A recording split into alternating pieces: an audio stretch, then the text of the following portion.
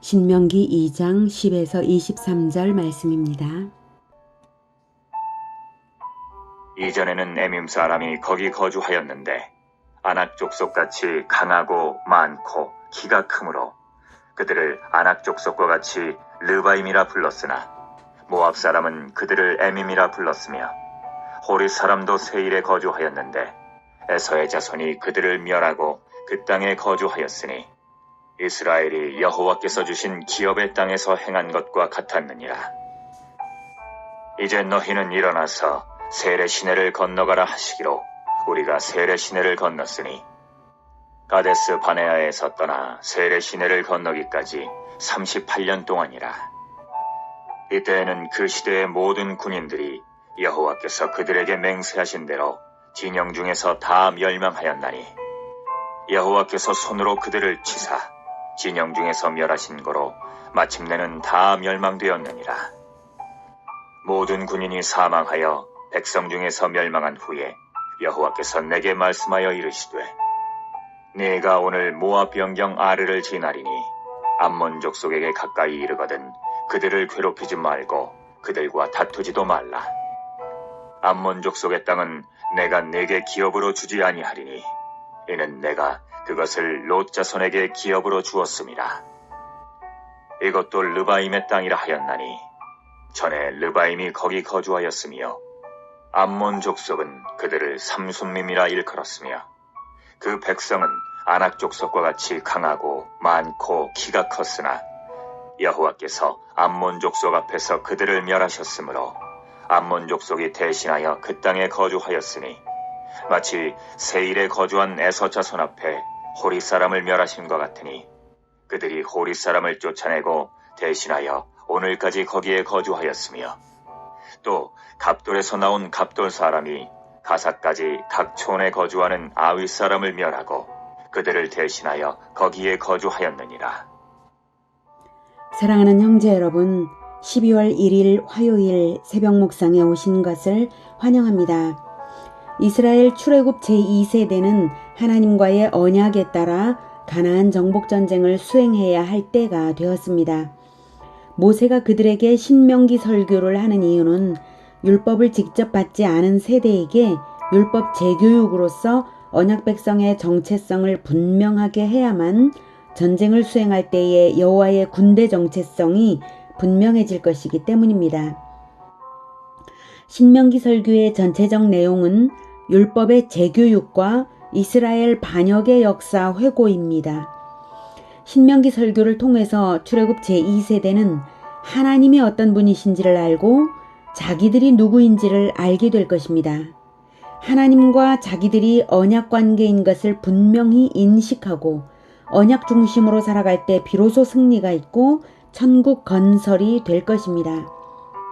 제1세대의 패배의 원인은 바로 하나님과의 언약 관계를 알지 못했다는 사실에 있습니다. 신명기 1장은 38년 전 가데스 바네아 반역으로 인한 실패를 말하고 그리고 신명기 2장은 38년 징벌의 기간이 지나서 하나님의 북진 명령을 받은 사실을 말하고 있습니다. 13에서 15절은 북진 명령을 받아서 에돔 땅을 피해서 에돔에게 피해를 입히지 않기 위해서 멀리 돌았죠. 에돔 땅을 피해서 올라갈 때의 상황입니다. 이제 너희는 일어나서 세렛 시내를 건너가라 하시기로 우리가 세렛 시내를 건넜으니 바로 여기가 이렇게 돌아왔죠. 이렇게 갈 것을 못 가고 이렇게 왔죠. 그래서 여기까지 왔는데 이게 바로 세렛 시내입니다. 이 부분이 세렛 시내입니다. 이 세렛 시내를 건너라. 물을 건넌다는 것은 구분 지어진다는 상징이 있죠. 세렛 시내를 건너므로써 이전의 제1세대를 넘어선다는 의미를 모세는 생각하고 이렇게 말합니다. 14절에 가데스 바네아에서 떠나 세렛 시내를 건너기까지 38년 동안이라. 이때에는 그 시대의 모든 군인들은 출애굽 제1세대의 20살 이상을 말합니다. 그 모든 군인들이 여호와께서 그들에게 맹세하신 대로, 즉 너희들은 가나안에 들어가지 못하고 광야에서 죽을 것이다 라는 맹세를 하셨죠. 그래서 맹세하신 대로 진영 중에서 다 멸망하였나니 여호와께서 손으로 그들을 치사 진영 중에서 멸하신 고로 마침내는 다 멸망되었느니라. 38년 전 가데스 바네아 반역 사건 때에 20살 이상이었던 자들은 여호수아와 갈렙을 제외하고는 단 한 사람도 남지 않았습니다. 모세가 지금은 남아있지만 모세 역시 가나안에는 못 들어가기로 결정되었으므로 지금 이 신명기 설교가 모세의 마지막 사역입니다. 어제 9절까지 해서 하나님은 북진을 하되 진군 행로에서 조심할 사항을 당부하셨죠. 주권자 하나님이 정하신 영토의 경계를 넘어서 타민족의 영토를 침해하지 말라는 것입니다. 에돔 땅에 대해서도 모압 땅에 대해서도 그렇습니다. 정복 대상인 가나안 족속과는 완전히 다르죠. 가나안 족속은 아브라함 때부터 심판 대상으로 선고된 족속들인데도 700년 동안 회개하지 않은 결과 이제 심판이 여지없이 실행이 되어서 멸절될 것이고요. 그 외에 이방 국가들에 대해서는 하나님이 영토를 보존해 주셨습니다. 암몬 족속에 대해서도 그렇습니다. 18, 19절이 그것이죠. 18, 19절 내가 오늘 모압 변경 아르를 지나리니 이제 세렛 시내를 건너니까요. 모압 변경 아르를 지나리니 암몬 족속에게 가까이 이르거든 그들을 괴롭히지 말고 그들과 다투지도 말라. 암몬 족속의 땅은 내가 내게 기업으로 주지 아니하리니 이는 내가 그것을 롯 자손에게 기업으로 주었음이라. 모압도 롯 자손이고 암몬도 롯 자손입니다. 롯이 두 아들을 낳았죠. 자, 그 외에 오늘 읽은 다른 절들에는 괄호가 쳐져 있죠. 이렇게 괄호. 그 앞부분에도 괄호가 있습니다. 매우 오랜 타민족의 과거 사실들을 예시하면서 하나님의 주권적 결정이면 강한 민족일지라도 약한 민족에게 쫓겨난다는 것을 이 괄호 안에서 다 말하고 있습니다. 승리한 약소 민족으로 예시된 민족들을 보면 11절에서 모압입니다. 모압. 그리고 12절에서 에서 자손 에돔, 21절에서 암몬, 그리고 23절에 갑돌입니다. 갑돌 사람. 이들은 승리한 약소 민족들입니다. 그리고 패배한 강자들은 대체로 육체적 조건이 아주 좋고 수가 많은 민족들이었습니다. 10절에서는 에밈 사람이 컸다고 했죠. 아낙 족속같이 강하고 많고 키가 컸다. 그래서 특별한 이름들로 불렸어요. 르바임이라든지 에밈이라든지 이렇게 그 당시에 특별한 이름들로 불렸던 것들도 증명하면서 이제 육체적 조건이 좋고 수가 많은 그러한 민족을 이겼다. 패배시켰다. 이걸 말하고 있습니다. 그 다음에 12절에서는 호리 사람이 에서 자손에게 멸종된 것이죠. 그리고 20절에서는 20절에서는 르바임입니다. 르바임인데 삼순밈 같은 민족입니다. 그들이 패배했습니다. 다음에 23절에서는 아위 사람입니다. 예, 아위 사람. 자, 이런 강하고 많은 민족들이 약소 민족들에게 질 수 있었던 것을 말합니다. 졌다는 것을 말합니다. 이런 이야기를 길게 아주 오래전 이야기들 그리고 이스라엘 이야기가 아닌 타민족 이야기들을 모세가 굳이 하는 이유는 그 당시 불렸던 다른 이름까지 들어가면서 꾹꾹 누르듯이 역사적 사실이라는 것을 확인시켜가면서 힘주어 말하는 이유는 이 모든 약한 족속들이 그 강한 족속들을 물리쳐 이길 수 있었던 이유가 바로 주권자 하나님이 편들어 주시는 자가 반드시 이긴다. 이것을 말하기 위한 것입니다. 12절에 이스라엘이 이 모든 것들이 이스라엘이 여호와께서 주신 기업의 땅에서 행한 것과 같았느니라 이것을 강조하기 위한 것입니다. 여호와께서 기업으로 정하시면 반드시 그렇게 된다는 것입니다. 12절이 과거형으로 같았느니라 과거형으로 표현된 이유는 모세가 설교를 하던 당시는 아직 요단 서편으로 정복해 가기 전이지만 이 당시에 이미 요단 동쪽에서 두 번의 전쟁이 있었거든요. 이미 가나안 족속의 두 나라가 요단 동쪽에서 이스라엘에게 멸망당했습니다. 헤스본 왕 시혼과 바산 왕 옥이죠.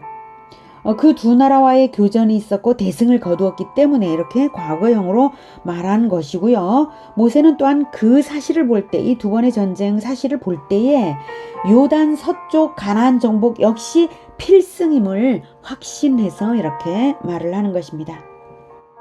어떻습니까? 하나님의 응원이 느껴지지 않습니까? 모세를 통해 이렇게 응원하기 위해 하나님께서는 오래전부터 인류의 역사 속에 섭리하고 계셨던 것입니다. 설마 하시나요? 여러분 성경 전체를 읽을수록 꼭 읽어보시기 바랍니다. 읽을수록 그것을 알게 됩니다. 무엇을 알게 된다고요? 오래전부터 인류 역사 속에서 하나님의 백성들을 위한 섭리를 미리미리 다 하셨어요. 아니 성경 전체와 인류 역사를 알수록 하나님의 섭리는 거대 국가를 중심으로 세계사를 이끌어 가시는 것이 아니라 언약 백성을 중심으로 세계사를 이끌어 가시는 것을 알게 되실 것입니다. 아브라함이 380명을 데리고 가나안 전쟁에서 5개국 연합을 이겼던 사실, 이삭을 흥왕하게 하셔서 블레셋의 왕이 화친을 자청하여 먼저 왔던 사실, 야곱 때문에 라반까지 부유했던 사실, 요셉 때문에 애굽이 강대국이 된 사실, 이스라엘 민족을 강대국에 이주시켜 보호하시기 위해서 애굽을 부강하게 만드신 사실, 이런 것들이 모두 언약 백성을 중심으로 세계사를 섭리하신 증거들입니다. 출애굽 이전에만 그러한 것이 아니라 그 이후에도 언제나 그렇습니다. 언약 백성이 아무리 작아도요, 언약 백성과의 관계가 하나님께서 세계사를 이끌어 가시는 그 비밀이 그 관계 속에 있습니다. 하나님의 언약 백성은 언약에 충성하는 한은 무적입니다. 사명에 충성하는 한 하나님은 우리에게 가장 강력한 보호가 되시고 가장 좋은 것을 늘 주시는 줄 믿으시기 바랍니다. 언약에 대한 태도, 그것이 승패의 절대 비결입니다. 이스라엘은 그리스도의 나라 건설을 위하여 가나안 땅이 언약되었습니다. 우리에게는 무엇이 언약되었습니까? 우리에게는 그리스도의 영원한 나라를 위하여 새 하늘과 새 땅이 언약되었습니다. 베드로후서 3장 13절, 우리는 그의 약속대로 의가 있는 곳인 새 하늘과 새 땅을 바라보도다. 구약 이스라엘은 가나안을 얻기 위해 칼과 방패로 싸웠습니다. 우리는 무엇으로 싸웁니까? 우리가 새하늘과 새 땅을 얻는 정복 전쟁은 칼과 방패로 싸우는 싸움이 아닙니다. 영적 전쟁이죠. 말씀으로 싸우는 것입니다. 복음화와 제자화의 실천 싸움이 바로 우리의 전쟁의 실체입니다. 마태복음 28장 18, 19, 20절에 예수께서 나와 말씀하여 이르시되 하늘과 땅의 모든 권세를 내게 주셨으니 그러므로 너희는 가서 모든 민족을 제자로 삼아 아버지와 아들과 성령의 이름으로 세례를 베풀고 내가 너희에게 분부한 모든 것을 가르쳐 지키게 하라. 볼지어다 내가 세상 끝날까지 너희와 항상 함께 있으리라 하시니라. 이 사명이 우리의 전쟁입니다. 언약에 대한 태도가 승패를 좌우합니다. 예수님이 함께 하신다는 것을 믿는 자는 복음화, 제자화를 합니다. 다시 오실 왕 예수님을 기다리는 자는 전도하고 실천하고 말씀을 가르칩니다. 이런 자는 무적입니다. 언약의 주께서 언약을 성취하시도록 우리는 복음화, 제자화의 실천으로 우리의 믿음을 보입시다. 우리가 가는 길은 대적할 자가 없을 것입니다. 할렐루야. 기도하겠습니다. 하나님 감사합니다. 하나님은 언약 백성을 중심으로 역사를 섭리하시고 이끌어 가십니다. 그리고 반드시 승리하게 하십니다. 우리는 언약을 믿습니다. 하나님께서 예수 그리스도의 피를, 그 피로 언약의 피를 삼아서 우리를 자녀 삼아 주셨으니 우리는 결코 버릴 수 없는 하나님의 자녀가 되었고, 우리는 하나님께서 굳게 붙들어서 반드시 필승시킬 그리스도의 백성이 되었습니다. 예수님께서 세상 끝날까지 우리와 함께 하신다는 것은 필승의 약속입니다. 우리는 반드시 복음화 제자화를 멈추지 않을 것이며 이것을 통하여서 그리스도의 나라가 세워질 것을, 완성될 것을 믿습니다. 하나님께서 내어주실 새하늘과 새 땅을 기대하면서 우리는 끝까지 이 복음화 제자화의 길에 굳건하게 서겠습니다. 우리를 붙들어 주시옵소서. 믿음의 믿음을 더하여 주시옵소서. 예수 그리스도 이름으로 기도드립니다. 아멘. 이어지는 시간은 개인 기도 시간입니다.